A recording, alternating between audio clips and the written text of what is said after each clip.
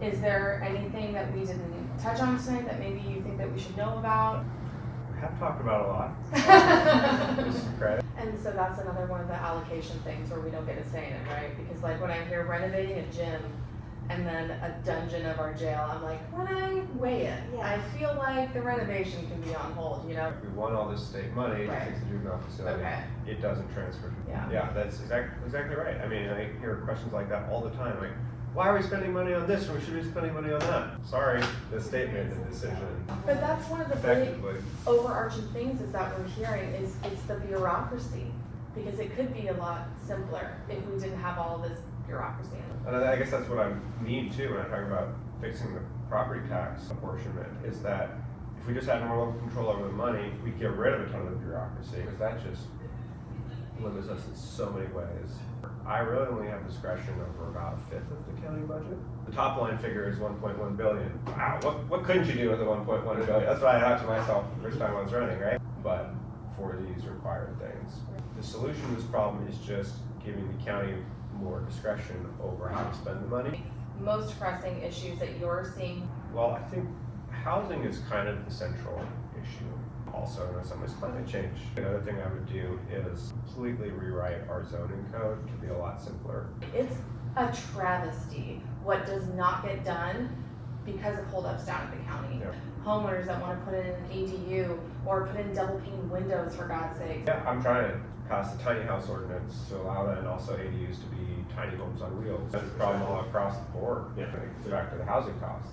I mean, we're the most expensive rental market in the country. And then a week later, they'll come back and be like, oh wait, housing costs are that expensive. I can't make this work. Is that there are so many services, but getting to them is kind of difficult. And then navigating what's actually available is also really difficult. A lot of the things that were talked about in the behavioral health grand jury report. Well, what about the backlog of people who? Oh, totally. It's 8 years long. We don't have enough. I'm not saying the problem solved. Then there's, okay, people are flowing into homelessness every day. How do we stop that? Let's maybe increase tenant protections, to try to keep people in their housing. Maybe like another thing is, can we just, this kind of goes back to having discretionary funds, just have a I need it pool of funding, right? Like we just had $5 million and like, what, $500 will keep you in your home this month? Here you go. And in fact, I heard that LA is using AI to like identify who those people are and proactively reach out to them. You need $500 this month? Why, yes, I do. I just had to take on, my 2 grandkids are now living with me, and boy, do they need a lot of stuff for school. Are you saying we do have that, or that's something you want to do? I would love to have that, but we don't. So it doesn't need to be this complicated, It's right? safe. Somebody fix this. It's too damn complicated. There's all of these definitions created in Washington and Sacramento, and then they're the ones that say, we're going to give this much to safe sleeping, this much to shelter, and this much to temporary housing, permanent housing. Are there other programs, temporary or transitional, that you think are effective?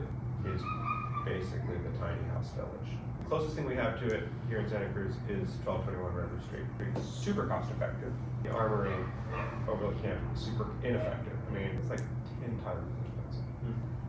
Sounds like safe parking is literally a no-brainer. One of the most cost-effective programs we run. I'd love to expand it. Every resident that I talk to about it, I'm like, hey, what do you think about this? Like maybe instead of them having to go to the bathroom on the street, they could have like a porta potty. How can we make that happen? But the state grants are for permanent housing or for mental health services.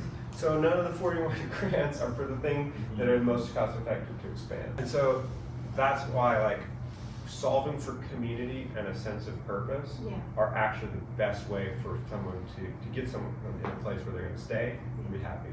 What's our barrier? Why are we not doing that? Like I'm trying. Okay, so I'll tell you how I'm trying. And so I'm curious about the overall cost of us trying to like plug up the problems. But if we were to put those funds towards a permanent solution, what would that look like and how does it compare? Of course. Yeah, you're right. And once we've got the plan, we go to the state and say, fund it. Sure, or we could look at the money that we're spending, compare it to what the actual solution is and say, perhaps we need to Or shift. just like Right?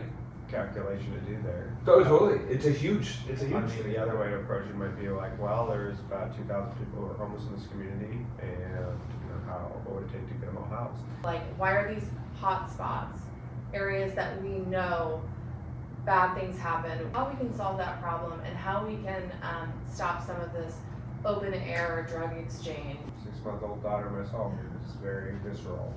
Having better staff departments would help. City Santa are down like 40%. People in California who passed Prop 47 that turned all these drug felonies into misdemeanors. And that you're doing something does take longer to change something when you make a mistake. You should. I might not be able to solve it today or tomorrow, but like I definitely want to solve it soon.